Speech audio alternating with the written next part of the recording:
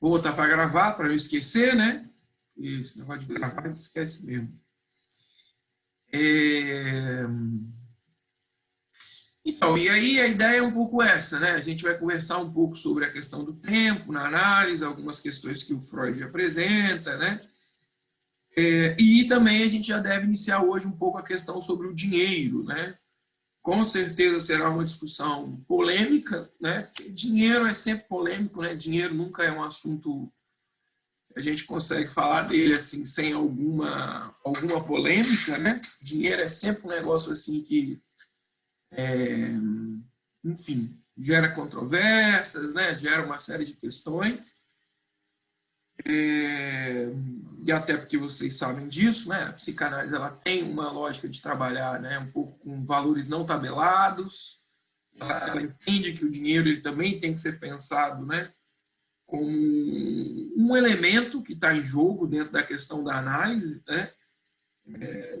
Estou tentando até ser um pouco coerente, né, um pouco com essa conversa que a gente teve aí para trás em algum momento, o quanto que o termo cliente, né, é um termo que se aplica mal ao que a gente faz, e talvez tentando ainda um pouco dentro dessa lógica, né, a ideia do dinheiro como uma contratação de serviço que eu vou e pago, né, é uma ideia que se aplica mal também ao que a psicanálise faz.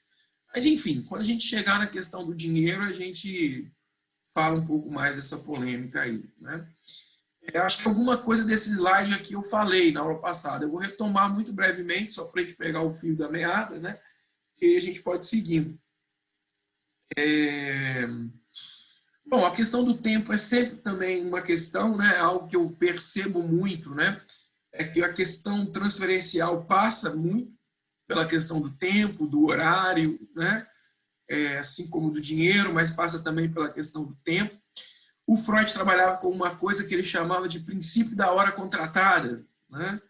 Que era basicamente uma certa disponibilidade de uma hora do seu tempo e o paciente é responsável por essa hora para fazer o que ele achar que ele deve fazer com essa hora, né? Então, ele é responsável por essa hora mesmo quando ele não a usa assim, né? Há um ponto aqui mesmo de uma certa inflexibilidade por parte do analista, no sentido do tempo que se usa, o que se faz com essa hora, né? É aquela velha história, né, gente? O tratamento ele tem condições para acontecer, ele não acontece por mágica, né? Eu compartilhei com vocês aí na aula passada uma paciente que me pagava, mas não vinha, né? Então, tem toda uma questão, né? De um não uso daquele tempo lá, no caso, né? Então, assim, a psicanálise nesse sentido ela é um pouco...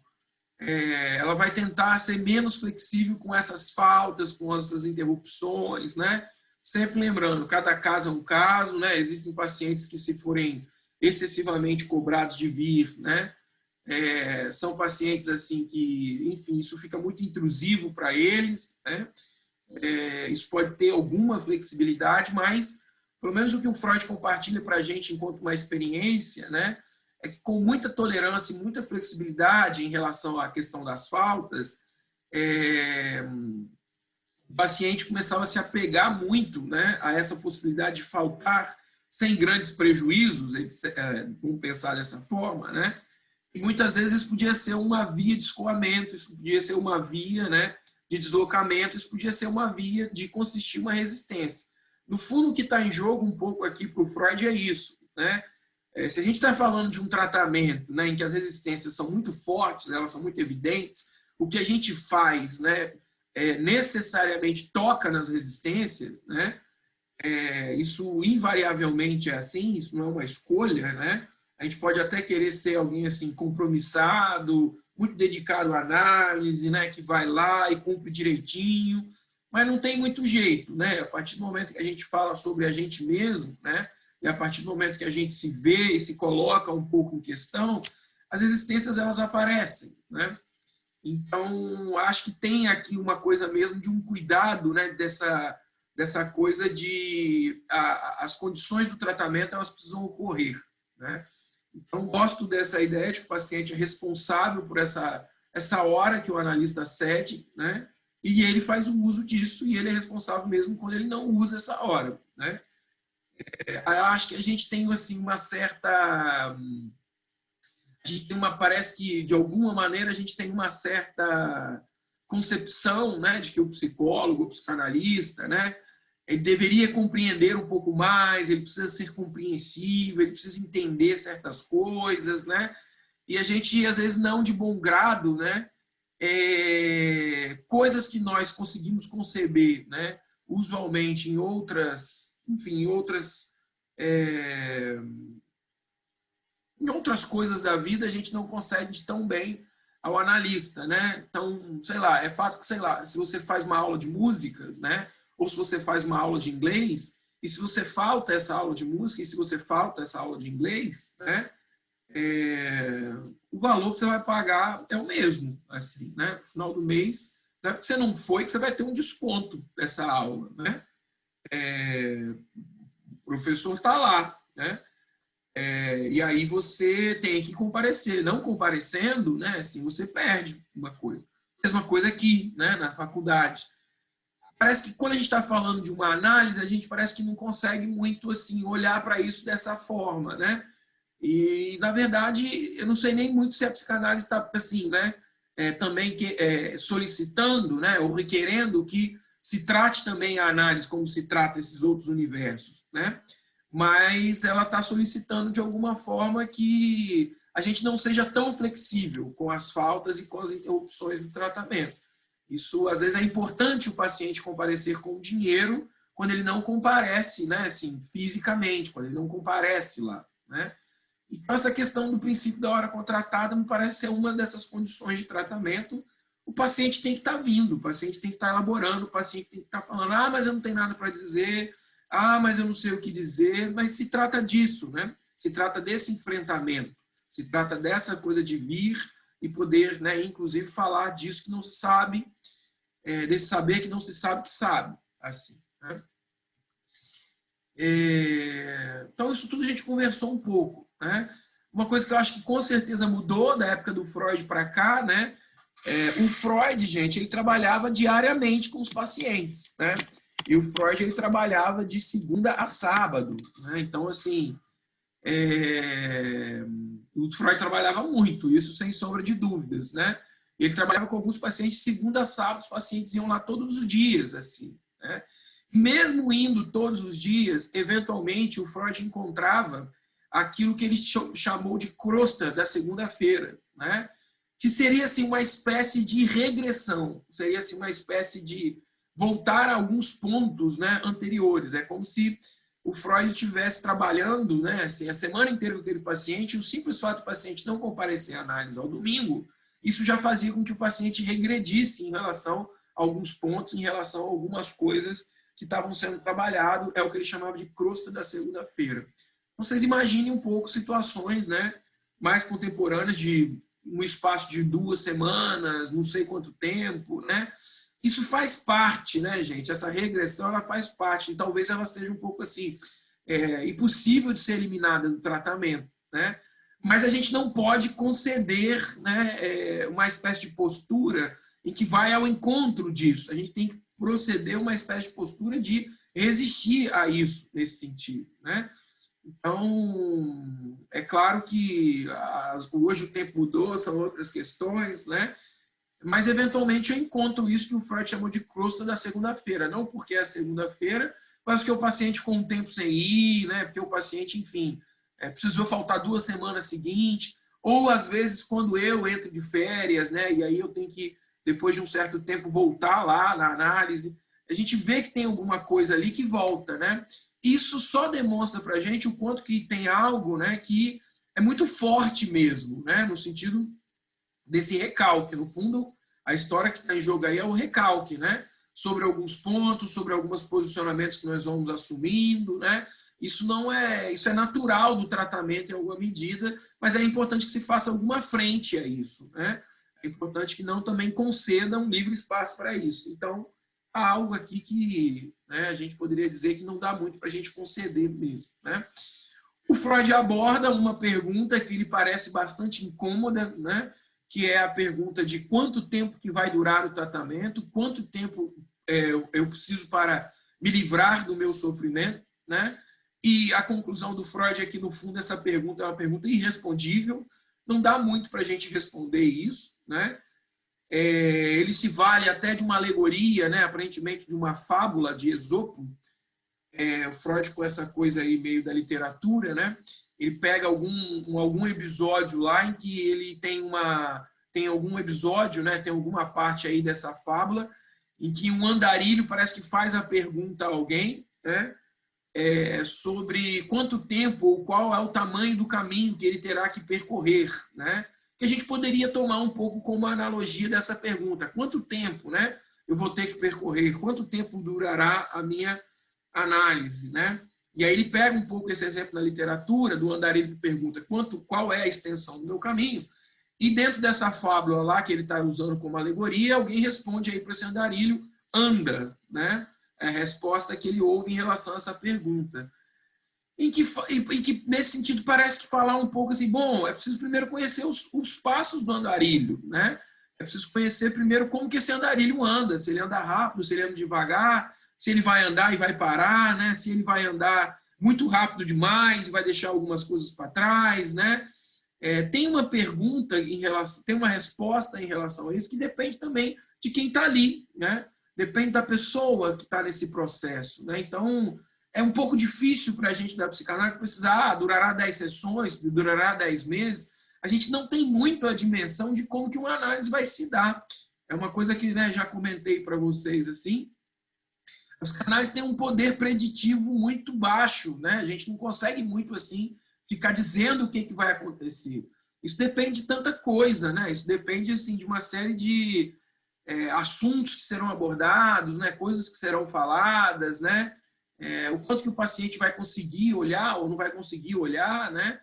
Então, no fundo, a gente não tem muito como responder a isso assim, né? Uma análise pode durar 3 anos, mas pode durar 13 anos, né? A gente não tem algo aí que é um pouco irrespondível, eu diria mesmo, né? Tem algo aí que é um pouco do campo, pelo menos para aquilo que a gente se propõe, né? Tão diferente assim de outras abordagens, não tem muito como responder. É algo que o Freud, inclusive, vai meio que fazer algum manejo, né? No sentido de colocar o sujeito para continuar falando, para continuar a pessoa elaborando, né? E uma coisa que me parece que ocorre também, né, é um pouco isso que ele também comenta em algum ponto aí do texto, né? Essa pergunta é uma pergunta que ela não tende a insistir, né?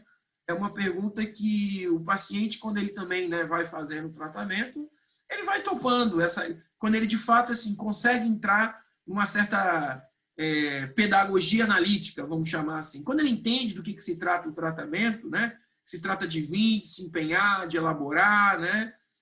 E que isso não tem muito assim um início, um meio, um fim, que às vezes a análise é interrompida, né? No momento em que poderia ter algo mais para falar. É uma pergunta também que ela parece sair de cena, né? Talvez seja uma pergunta assim muito presa, né, a uma ansiedade em relação ao sofrimento que está se vivendo, né? Eu acredito que quando o paciente ele já tem algum alívio daquele sofrimento, e às vezes esse alívio vem pelo simples fato, né, dele estar lá elaborando, essa pergunta é uma pergunta que já sai um pouco de cena, assim, né? Não é uma pergunta que se mantém muitas vezes, não. Mas o Freud comenta um pouco sobre isso, né? Eu acho curiosa essa fábula que ele usa, né? Essa coisa do anda, né? Ande para a gente saber. E a pergunta sobre a duração do tratamento é quase impossível de responder. O Freud mantinha um pouco essa regra, né? De no momento que o paciente quiser parar, tudo bem, né? Dele parar. A gente já conversou um pouco sobre isso, né? É legal poder ouvir a razão do porquê que se quer parar. Até porque muitas vezes esse querer parar é um querer não ver, é um querer não avançar, é um querer não tocar num ponto, né? Esses dias para trás aí aconteceu isso clinicamente, né? Com um paciente lá, né? Ele meio que falou, não vou parar. Ele perdeu o horário, o grande lance foi esse, né? É um paciente que tinha um horário lá comigo, aí ele perdeu um horário, e ele é um paciente muito sistemático, muito ritualístico, assim, né? E ele já vinha, né, falando um pouco na análise o quanto que ele é alguém que, quando a rotina dele sai um pouco do prumo, ele percebe que ele tem uma coisa que ele chama de chutar o balde, né? Ah, não, eu perdi uma aula, eu já deixei de fazer uma prova, aí eu chuto o balde mesmo, né? E aí, quando ele falta a análise, né, me pareceu que ele queria chutar o balde, né? Porque ele falta, assim, no sentido que ele esquece, né? E aí ele esquece e depois ele já logo manda uma mensagem dizendo que queria interromper, etc, etc. Então não se tratava, obviamente, ali de fazer né? Ah, não, tudo bem, sem problema, vamos finalizar, né? Se tratava de convidá-lo, né? De, olha, peraí, né? Vem falar mais um pouco, né? Será que você está no momento mesmo de parar, né? E aí, na sessão seguinte, né, o próprio paciente reconhece isso e vê, né, o quanto que foi importante não ter parado. Nesse sentido, talvez ele não replicar um certo funcionamento sintomático dele, né?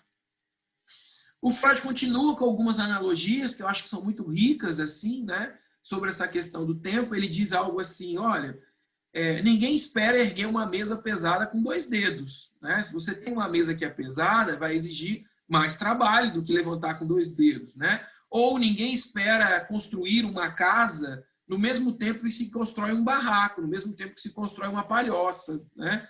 São trabalhos diferentes, né? Então, o Freud diz, olha, mesmo quando se trata de pessoas esclarecidas, parece que algumas as pessoas esquecem um pouco uma certa proporcionalidade entre tempo, trabalho e êxito, né? A ideia básica, gente, que está por trás disso é que não tem muita solução simples para problema complexo, assim, né? Não há muita solução simples, né? Quando você está diante de situações que está na raiz mais antiga da vida da pessoa, né? É um negócio que a gente já comentou aí para trás. Dificilmente o analista ele consegue trabalhar com um probleminha, só com um sintoma, só com o canto do rosto do paciente, né? A gente acaba colocando toda a vida em causa da pessoa, porque para a psicanálise depende muito, né, de passar por onde esse paciente passou, quais são as identificações que ele esteve alienado, né, assim, tem todo esse processo de descascar essa cebola, né, as camadas da cebola, que às vezes dura tempo mesmo, não tem muito jeito, né? Então, essa analogia também que o Freud traz, né, desse interlocutor dele que sugere, né, um tratamento curto e mais confortável para neuroses obsessivas, e aí o Freud responde dizendo, olha, seria ótimo se a gente conseguisse algo assim também para tratar o câncer, né? É uma comparação assim que, lógico que uma neurose não é um câncer, mas é uma comparação em que o Freud está tentando demonstrar o quanto que tem algo, né, que não se trata só de querer ser rápido, né? Não é daí, né, que a coisa responde, não é daí que o sofrimento responde, né? A natureza, as características, né, dessa condição, ela exige algum tratamento assim um pouco mais prolongado, né? Para o Freud, muitas vezes, esse desejo, né, de rapidez com o tratamento pode ser uma espécie de desconhecimento sobre as condições do sofrimento humano, né? Como se a gente esperasse assim meio que por mágica, né, um belo dia, né, o tratamento vai embora, como se um belo dia, né, o sofrimento fosse embora, assim, né? Então isso não muito se aplica, assim, né? Não é muito isso que a gente percebe, assim, né? Então essa coisa do tratamento aí, ela passa um pouco por isso, né? Então, de modo mais direto, seria isso, né? A psicanálise, de fato, trabalha assim com, pelo menos com médio prazo, né? Não vou cair nessa coisa do longo prazo, mas pelo menos com médio prazo, né? A gente, de fato, o trabalho da gente é um pouco isso, assim, né? E aí, de novo, talvez a gente possa entrar nessa discussão, né, gente? Talvez algumas pessoas são mais elegíveis do que outras, né? Para aquilo que a gente faz, né? Talvez alguém que está procurando uma coisa mais rápida, uma coisa mais imediata, né? Talvez outras abordagens servem mais para isso. Talvez um psicanalista pode fazer até alguma coisa mais curta, que não seja uma análise, né? É alguma coisa assim de um acolhimento, né? Alguma escuta ali muito pontual. Ele escuta uma coisa, né? E dá alguma devolutiva, né? Às vezes isso pode ser um bom modo de começar, né? Um tratamento. O Freud ele faz essa sugestão aqui, né, de que talvez seja importante revelar isso ao paciente, né, de que pode ser que demore um pouco, né, o tratamento é meio prolongado, né, Isso poderia ajudar o paciente, né, quando ele precisar passar assim, pelas primeiras questões de resistência e de angústia em relação à análise, isso talvez poderia fazer com que o paciente conseguisse atravessar, né? Ao mesmo tempo, eu não sei, né? Isso também pode ser desestimulador, assim, em algum momento, né? Difícil a gente saber, né? Exatamente assim. Eu gosto mais da ideia de trabalhar com uma ideia de experimentação, né? Convidar o paciente, vem aqui, né? Vem aqui falar um pouco, né? Eu gosto muito de suspender um pouco essa formalidade inicial do tratamento, né? Depois a gente fala de dinheiro, depois a gente fala de quanto tempo vai durar, depois a gente fala, né? Assim, se a análise é uma coisa que demora, não demora. Vem aqui, né? É como se eu também tentasse promover assim um pouco um espaço de uma experiência para o paciente, né? Vem aqui, né? Faz aí umas sessões, vê o que você acha, conhece um pouco o meu estilo de trabalho, né? Eu também preciso te conhecer um pouco. Eu gosto assim de suspender um pouco essa formalidade inicial para depois talvez entrar nessa formalidade, que acho que fica até mais possível de se entrar na medida em que o paciente já entendeu, né, algumas coisas, ele já vai sacando algumas coisas, né? Tem uma pergunta aqui.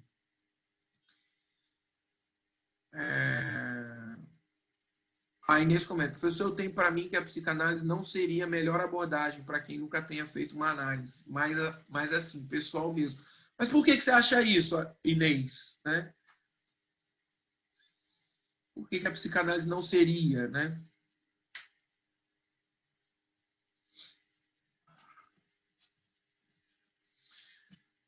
Então, não sei, né? Sei, né? Eu já recebi pacientes que nunca fizeram análise, né? E funcionou assim, né? É um negócio que eu acho que depende muito, sabe, Inês, né? Eu acho que todo processo de análise ou todo processo terapêutico há uma desconstrução de expectativas, assim, né? Você pode estar tendo uma outra abordagem, né? Talvez a psicanálise seja diferentona demais, né? Não sei se é um pouco por aí, em relação a uma possível expectativa, assim, imaginária do que é uma análise, né? Talvez será que a gente poderia, né, entender algo assim, assim, algumas abordagens talvez atendam mais uma expectativa do que é uma psicoterapia e outras atendam menos, né? Mas isso não quer dizer que você não encontre pessoas dispostas a quebrar um pouco com essas expectativas, né? Ou dependendo de como o analista conduz, né?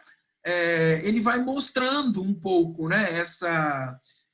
Olha, a psicoterapia, eu sempre fico desconfiado, né? Dessa história da gente assim fazer uma psicoterapia também em que, sei lá, né? O paciente entende tudo que está acontecendo, né? Como se a gente estivesse trabalhando com um estereótipo de terapia e não com um processo terapêutico, assim, né? Então, acho que depende muito. Tem algumas pessoas que topam mais, né? Tem outras que topam menos, né?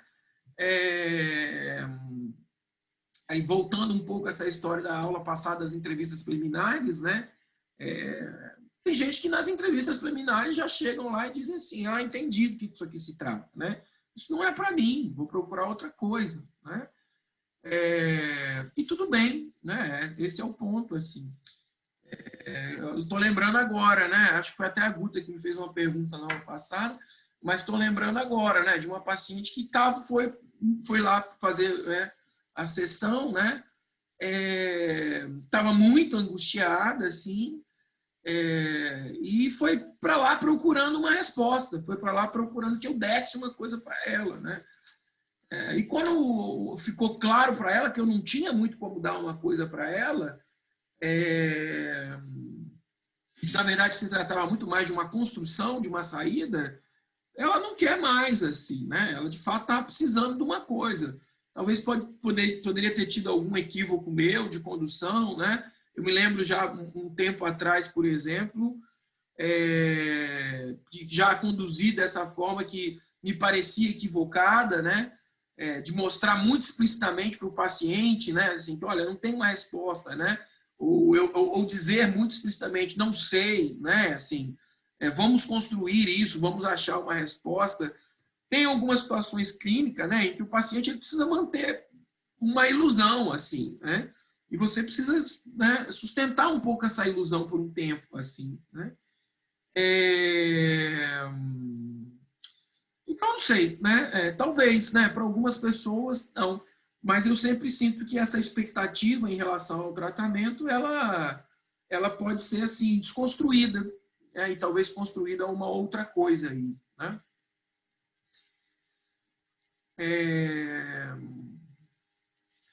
Então, um pouco essa história, né? Olha lá, o Freud recusava-se a fazer os pacientes comprometerem por certo período de tempo, né? Permitindo interromper a terapia quando desejassem. É um pouco essa história, né? Talvez eu faça um pouco de modo diferente, né? Eu não exatamente acordo com o paciente dele se comprometer, né?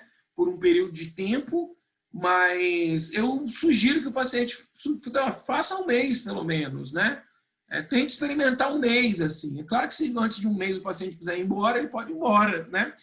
Mas é algo que às vezes pode ajudar a entender um pouco o que é. Talvez um pouco até nisso que a Inês está falando, né? Essa história do quanto que a psicanálise é muito diferente, assim, né? Então ele vai lá e vai entender. Né? Tem gente que topa, tem gente que acha interessante, tem gente que acha meio viajante, né? Tem gente que, sei lá, acha diferente e gosta, assim, né? Essa frase do Freud é uma frase que eu demorei um pouco a entendê-la, mas hoje eu entendo ela perfeitamente, né? O Freud dizia que quando ele começou a psicanálise, ele tinha dificuldade de fazer os pacientes ficarem no momento posterior lá enfim, né, do trabalho dele. Ele já tem uma dificuldade de fazer os pacientes ir embora, né?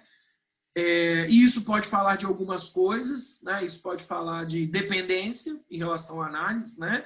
Tem algum texto em algum lugar aí que eu não lembro onde que eu li isso, que o Freud vai dizer que o sintoma mais difícil de ser curado de um paciente é o sintoma da transferência com o analista, né? Esse talvez seja o último sintoma, né, a ser curado, sintoma entre aspas, né? Mas é algo também que precisa ser tratado em algum momento, né? Porque a ideia de uma neurose de transferência, como o Freud chamava, né, era justamente o paciente transferir determinados conflitos da vida pública para a particularidade da relação com o analista, né? E aí, nessa particularidade, o paciente pode ter muita dificuldade de se desfazer desse laço, né? Tem algum momento em que ele discute alguma coisa sobre o quanto que essa seria, assim, a maior dificuldade de uma análise, né? Se desfazer desse laço transferencial que se é criado com o analista.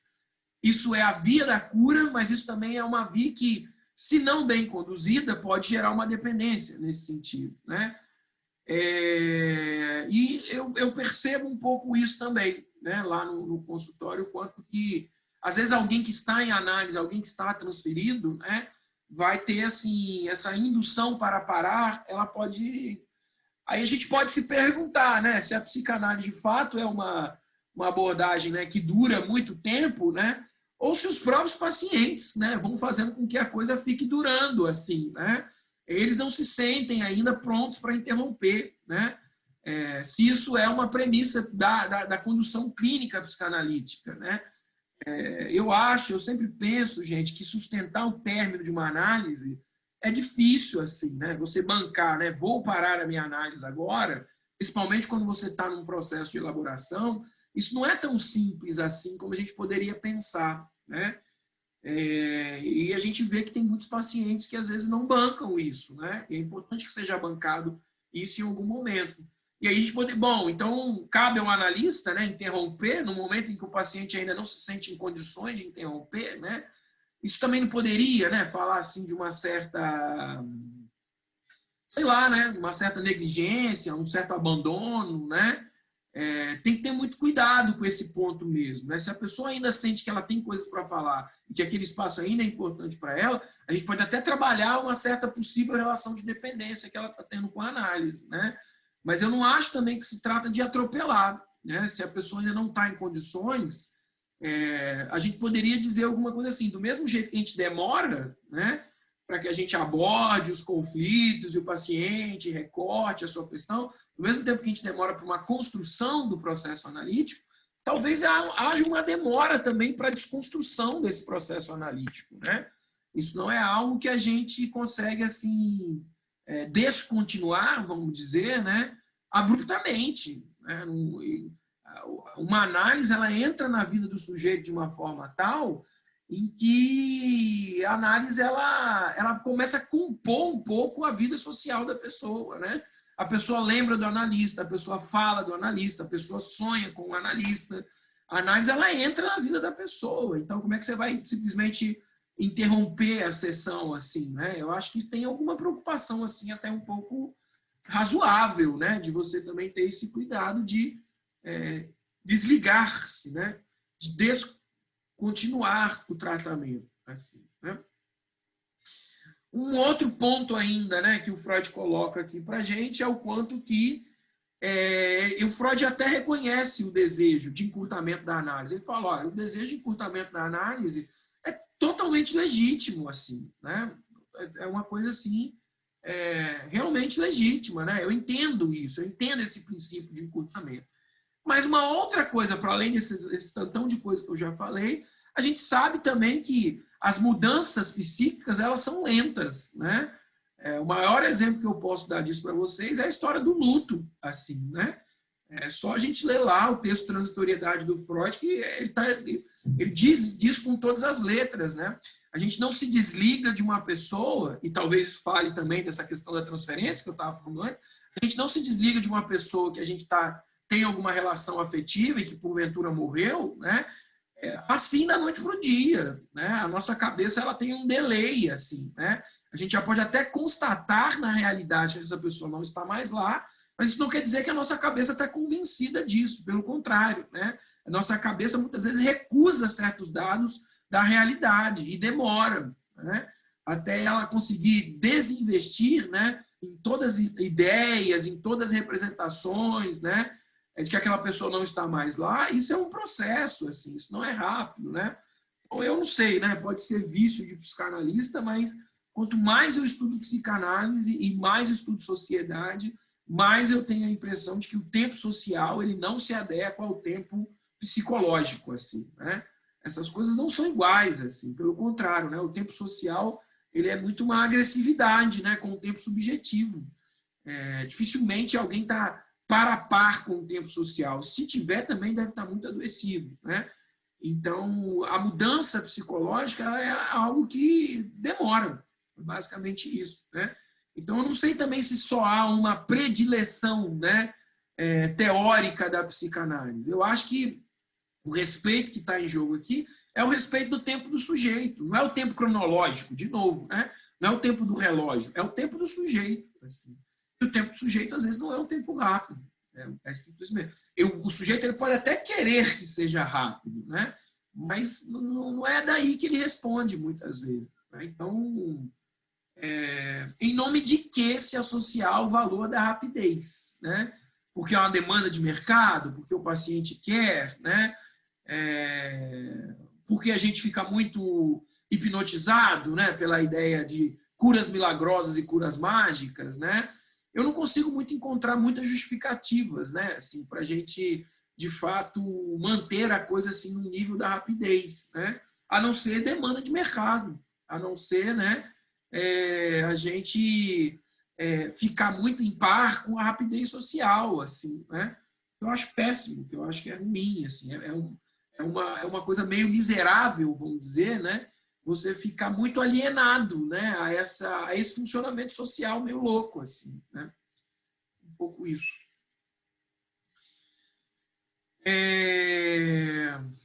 Bom, o Freud comenta de uma coisa que acontecia com ele, eu nunca passei por esse tipo de situação, eu também nunca vi ninguém muito relatando esse tipo de situação, né?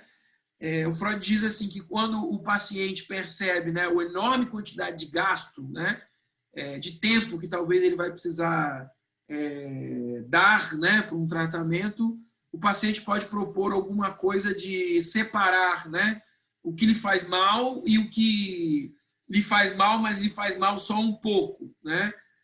E como assim, olha, vamos tentar otimizar então o tempo para ver se a gente consegue fazer uma coisa mais rápida, né?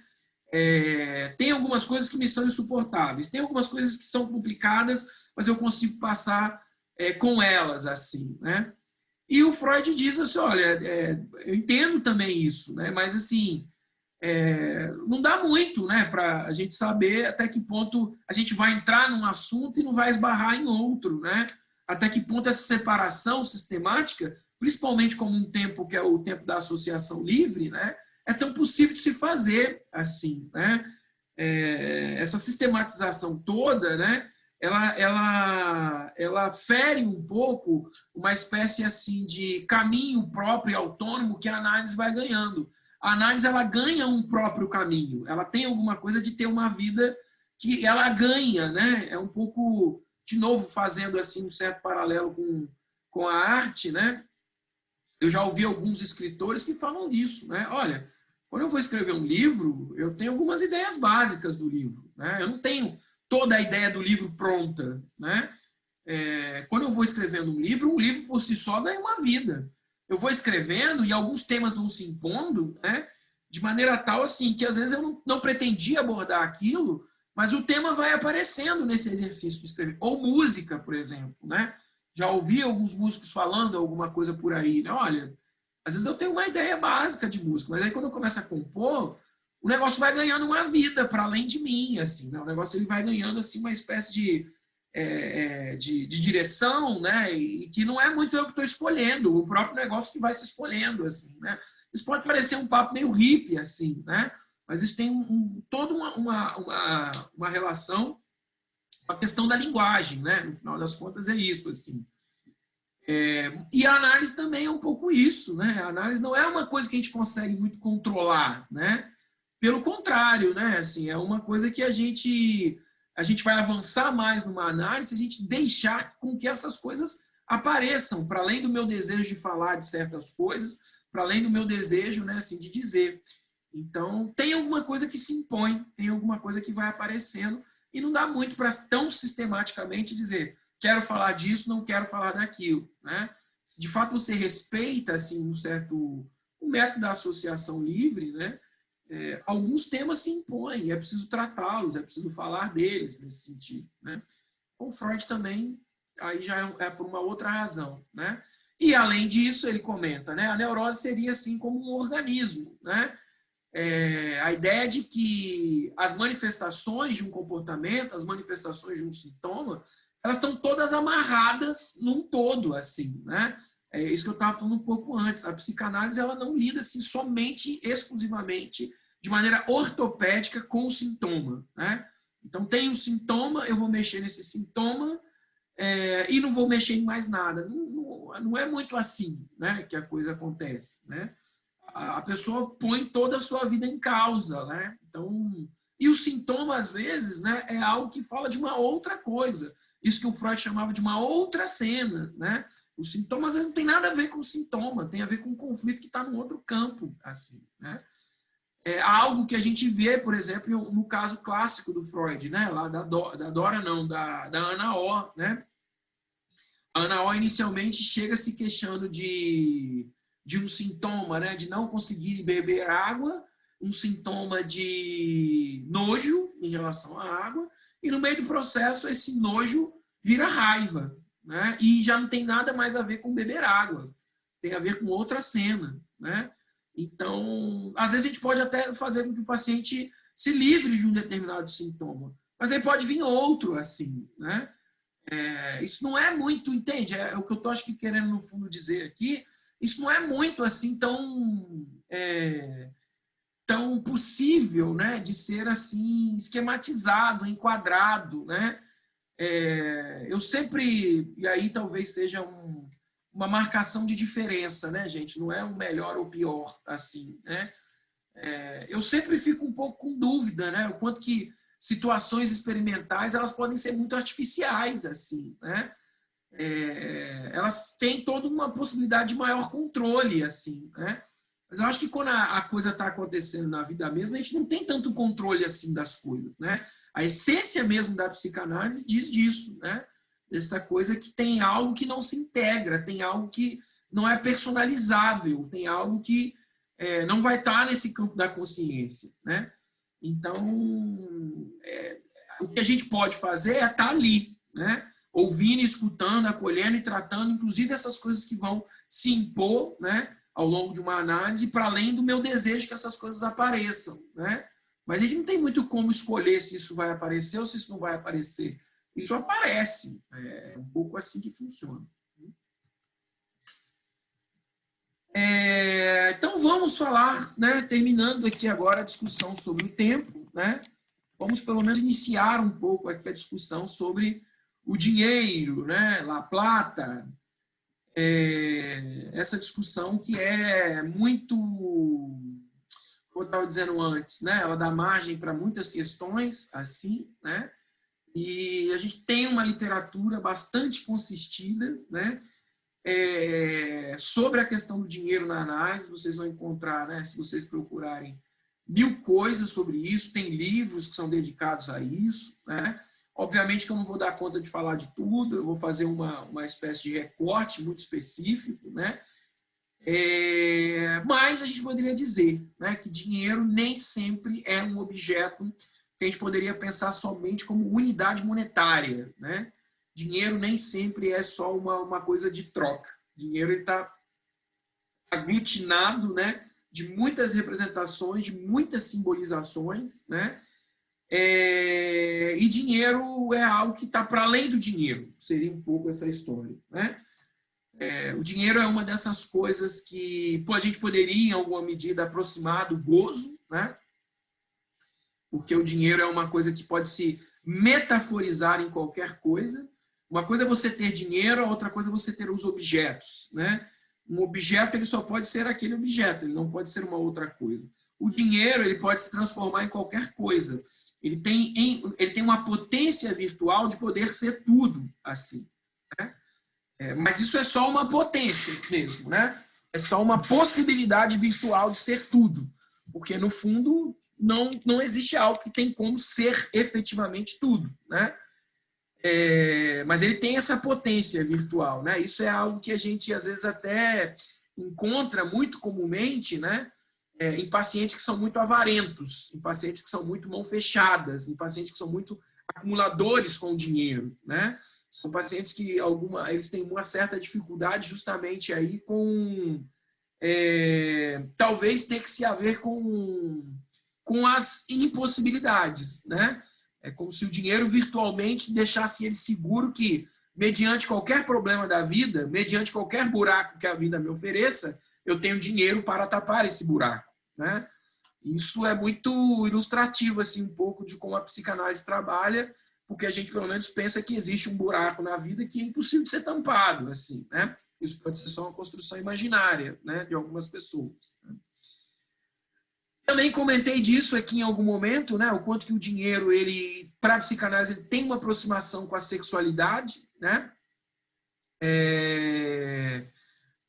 Precisaria assim, desenvolver um pouco mais com o tempo essa relação, né? Mas existe também muita formulação e muita literatura sobre o que se chama capital e libido, né? O Freud já falava, né, assim, da parte econômica do psiquismo. E essa parte econômica do psiquismo, não é à toa que ele usa esse nome, econômica, né? Eu acho que isso tem uma relação bastante direta, assim, com a economia no sentido mais sociopolítico, assim, né? E a gente sabe, né, que muitas vezes a maneira como a gente investe afeto e a maneira como a gente recusa afeto, ela pode falar um pouco, né, assim, de um sistema que é, às vezes, um sistema econômico específico, assim, né? Fico sempre um pouco uma impressão, né? Não sei se já compartilhei um pouco essa história com vocês. Eu sempre tenho muita dificuldade com algumas discussões políticas, né? Algumas, não todas, mas eu sempre tenho algumas dificuldades com algumas discussões políticas, porque me parece que tem muitas pessoas que ainda parecem pensar que o capitalismo que nós estamos vivendo é um capitalismo de produção e não um capitalismo de consumo, né? E o capitalismo de consumo, ele não é o capitalismo de produção. E isso é totalmente diferente, assim, né? Eu tenho muito a impressão de que algumas discussões políticas, elas parecem bater demais numa lógica capitalista que não mais se insere entre nós, né? A lógica capitalista que se insere entre nós é uma lógica de consumo, né? Que, entre muitas coisas, uma das coisas que a gente sabe, né, que muito próprio da lógica de consumo capitalista, né, é a possibilidade de consumir tudo, a possibilidade de ser livre para consumir tudo, né? Uma das coisas que regula o capitalismo de consumo é justamente o livre mercado, né? É justamente a desregulação da troca e das relações comerciais, assim, né? É algo de um livre, né? Algo de uma liberdade nesse sentido, né? Não, eu acho que não há nada mais capitalista, um capitalismo de consumo, do que a ideia de liberdade, né? E a gente vê que hoje em dia tem muitas coisas que estão justamente aí, né? Tem muitas pessoas que querem pensar relações mais livres, né? Tem muitas pessoas que querem pensar, né, modalidades de gozo mais livres nesse sentido, né? O poliamor me parece muitas vezes uma grande alienação de uma forma capitalista de consumo de viver, assim, né?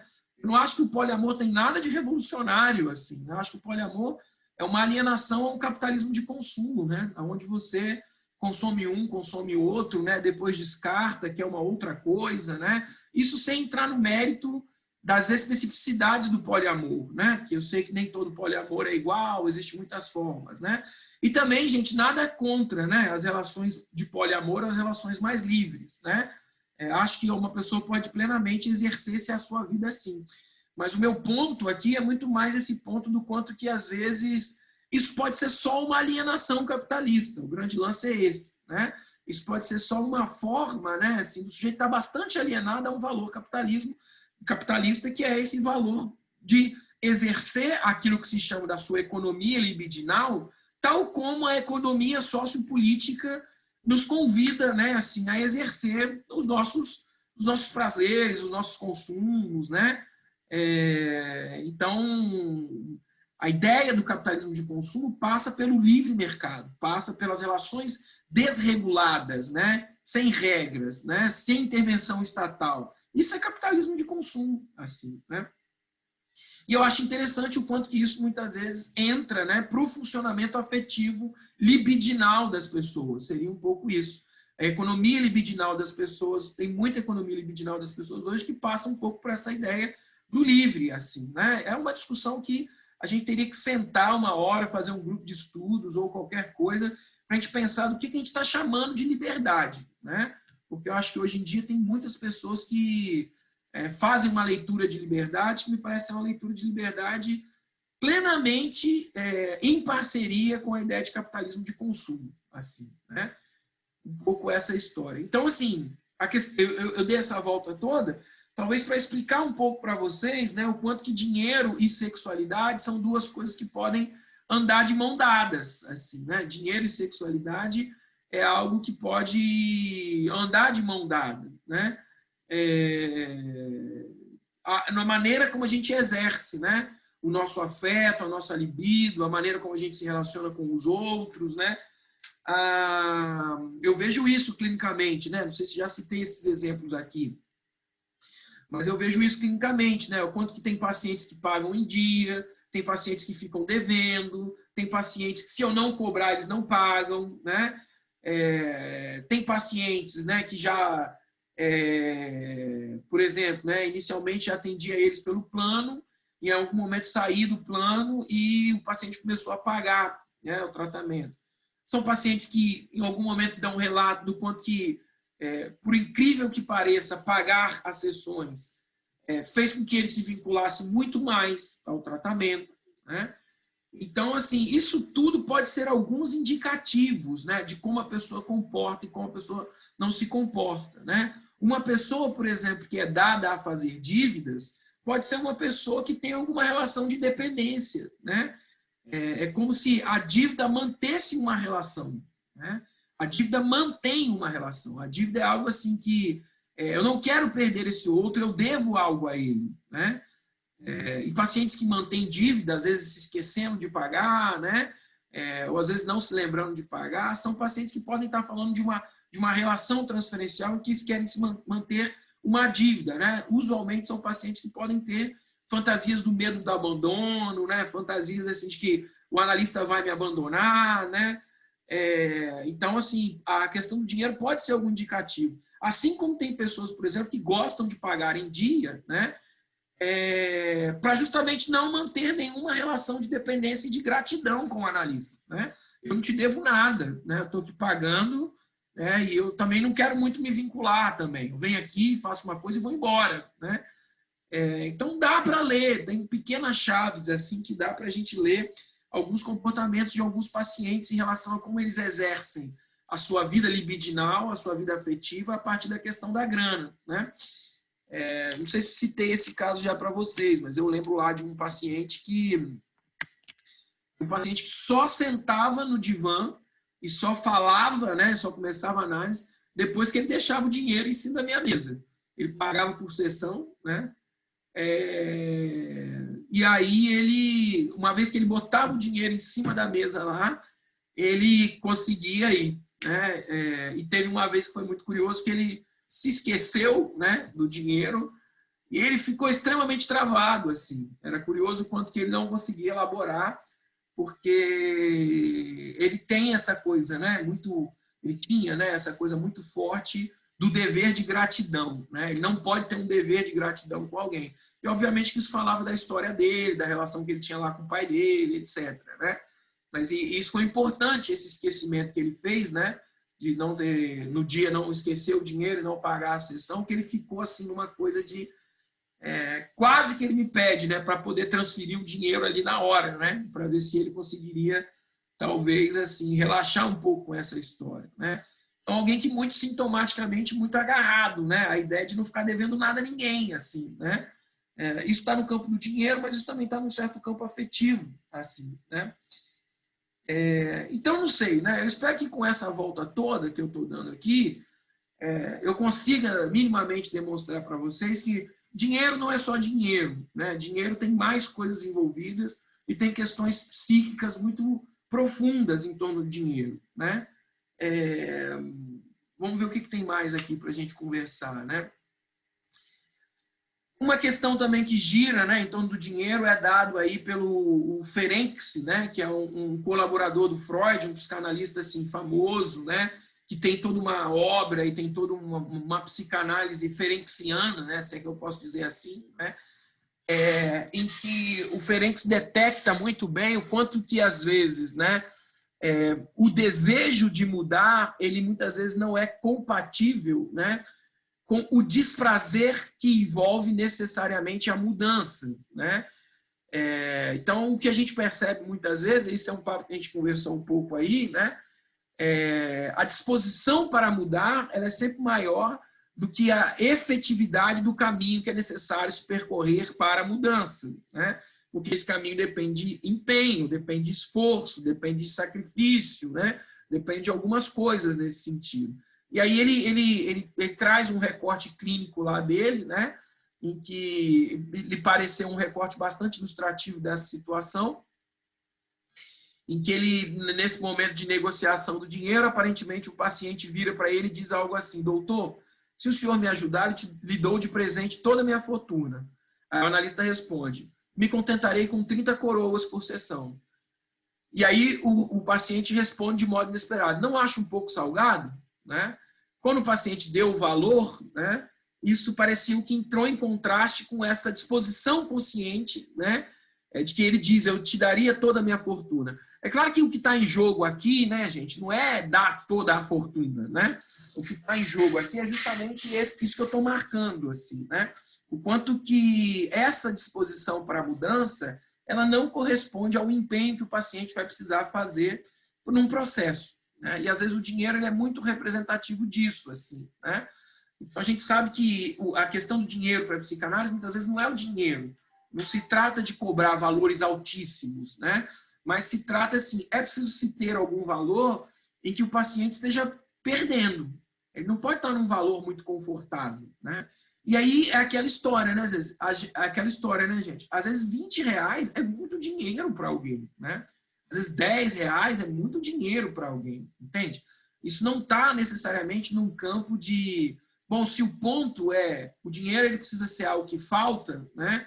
O sujeito precisa, assim, ele perder, né, para que ele se engaje, né? Isso não se trata de quantias exorbitantes, né? Isso se trata, às vezes, de algum valor que possa ser representativo disso, né? Algum valor que possa operar um pouco aí nessa lógica da perda, né? Beleza, Guta? Eu também vou parar agora, né? Para a gente fazer a revisão. Enfim, né? Vamos deixar essa questão do dinheiro aqui suspensa, né? E a gente pode fazer, então, a revisão, né? Aí, se alguém quiser perguntar alguma coisa, Professor, pode falar. eu tenho só uma dúvida em relação a isso do dinheiro. Teve uma vez que a minha prima, ela estava comentando comigo que na análise dela, o psicanalista tinha falado, tipo, ela me falou há muito tempo, mas não lembro muito bem, mas era assim, a relação dela com o dinheiro e com o intestino, que quando ela estava mais mão aberta, assim, o intestino não estaria constipado, e mais mão fechada, ela estaria constipada. Tem alguma relação também? Para a gente da psicanálise tem uma total relação, Alice, né? Porque, no fundo, o que a psicanálise estuda, né, é que o modo de relação que a gente estabelece com o dinheiro é o mesmo modo de relação que a gente relaciona também com as fezes, né? Quando o Freud fala de analidade, né, o Freud, no fundo, ele não está interessado no objeto fezes. Isso é o que menos conta, né? O que o Freud está interessado é a relação que o sujeito estabelece com esse objeto, que pode ser as fezes ou pode ser o dinheiro. A relação que a gente estabelece com o dinheiro é uma relação ou de retenção ou de soltura, ou mão aberta, né? Vamos dizer assim, ou é uma diarreia do dinheiro ou é uma constipação do dinheiro. É um pouco essa a história, né? Então, no fundo, o que está em jogo aí é um certo modo de se relacionar com o objeto, que pode ser as fezes e pode ser também o dinheiro. E outros objetos podem entrar nessa lógica, né? De retenção ou de soltura. Eu vejo isso muitas vezes na criação textual, né? Escrever TCCs, escrever artigos, né? Tem pessoas que são extremamente presas, né? Na hora de escrever, são constipadas. Tem pessoas que já têm uma diarreia verbal, né? Então, assim, para a gente o que está em jogo aí é uma questão relacionada a um modo de se relacionar com o objeto, e menos com o objeto em si, né? Então, não é incomum, né? Eu não sei exatamente no caso da sua prima, não é incomum, às vezes, essas relações estarem próximas mesmo, né? Posso, dentro dessa questão, né? Às vezes a linguagem demonstra algumas coisas para a gente, né? Uma expressão que a gente encontra, né? Quando a gente vê, quando uma pessoa é muito rica, né? A gente fala assim, a pessoa é podre de dinheiro, né? Por que podre, né? Assim, eu fico pensando o que tem a ver esse podre de dinheiro, assim, né? Eu não sei se isso tem a ver, né, assim, com alguma questão do cheiro, né, das fezes, né? Ou quando a gente está sem dinheiro, o que a gente fala quando a gente está sem dinheiro? A gente fala assim, eu estou apertado, né? Que é a mesma coisa que a gente fala, né, também, quando a gente está apertado querendo ir no banheiro, né? Então, Verdade. oi? Verdade, faz sentido. Então, se a gente for um pouco para esse campo semântico, né, se a gente for um pouco para esse campo do universo da linguagem, a gente encontra algumas relações entre as palavras, né, em que a gente atribui a mesma função para o nosso exercício, né? Vamos dizer assim, para o nosso exercício Entendi. sanguíneo, né? Obrigada. Beleza. E também para o nossa relação com o dinheiro, né? Beleza, depois eu volto Obrigada, um pouco, prof. tranquilo. Depois eu volto um pouco nisso, né? E aí, vocês querem perguntar alguma coisa, né? Tem algo que vocês querem que eu fale um pouco mais em relação ao conteúdo do questionário? Ou está todo mundo seguro, né? Todo mundo vai tirar 10?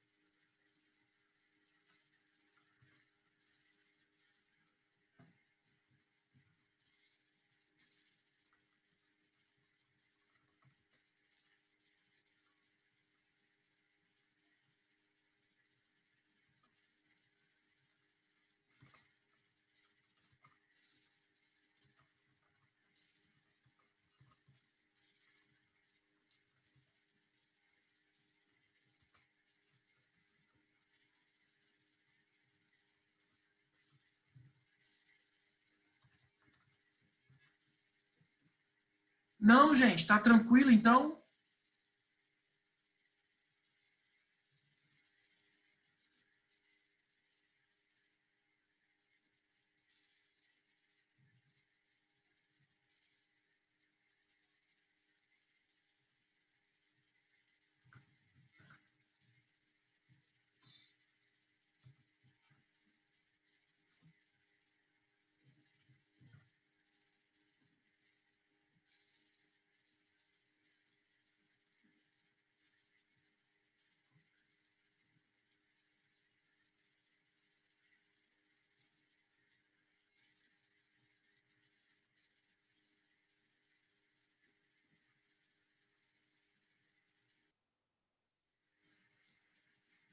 Bom, deixa eu ver.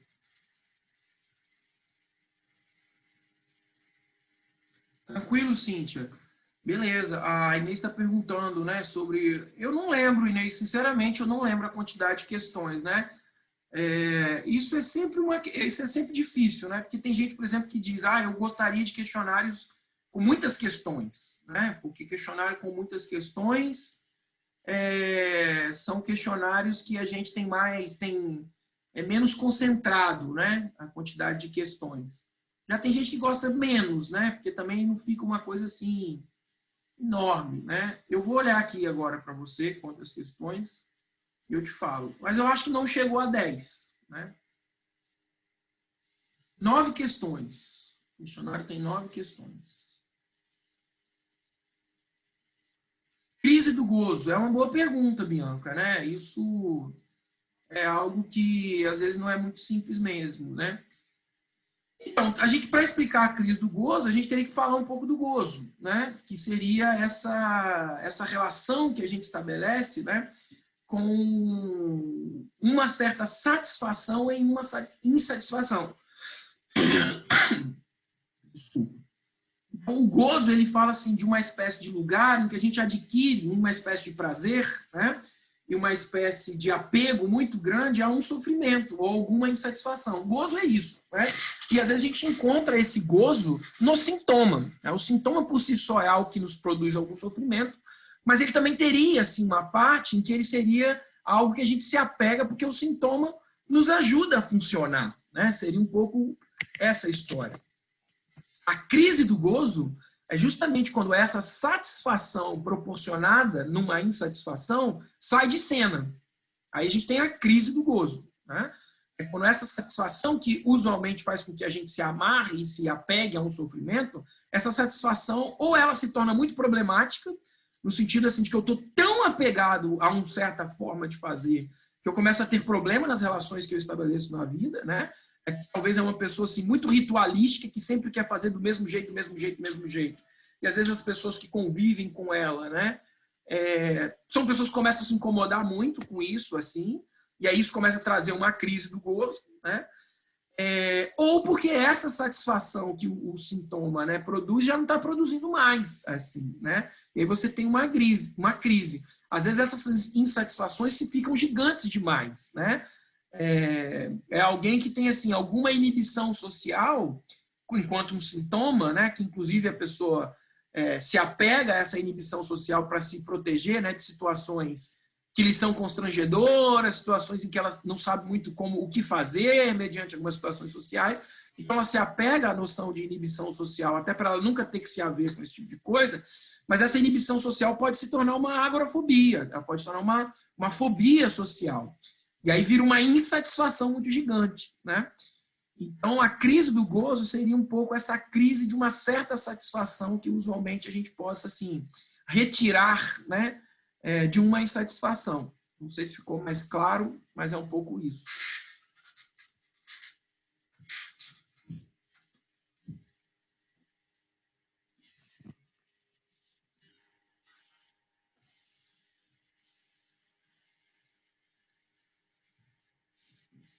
Beleza. Bom, gente, se estiver tranquilo, então, eu vou abrir o sistema aqui para fazer chamada e aí a gente fica por aqui hoje. Pode ser assim?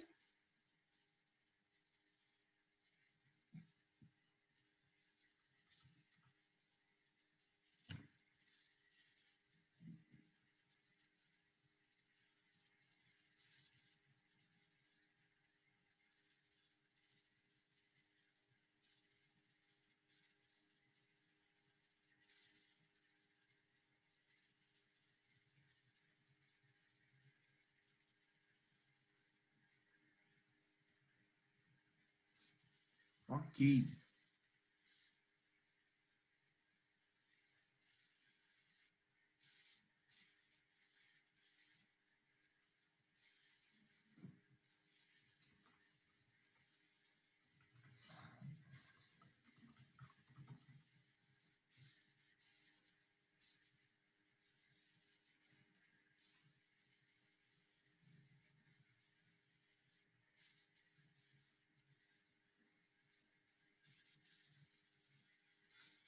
Então, vamos lá. Agnes, Alice, Aline,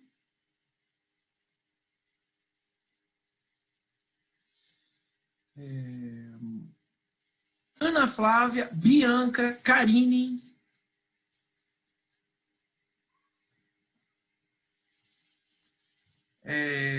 Carolina, Eduarda, Fabiana,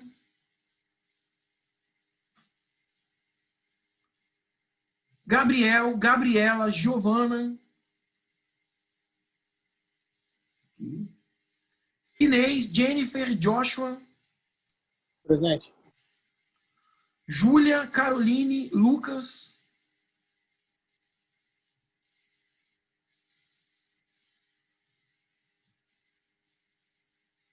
Caroline com K, não tá aí? Lucas tá aí. Maria Augusta tava aí. Maria Eda, Rayane, Renata, Cíntia, Soraya, Suiane, doutora Soraya, tá na área? Não? Tainá, Vanessa Dias, Vanessa Souza. Carolina estava presente? Ah, beleza, bom informar, tava dando falta aqui, né? Oi, presente, Vanessa Dias. Beleza, as duas estão aí, né? As duas Vanessas. E a Tainá também. Viviane e Yasmin.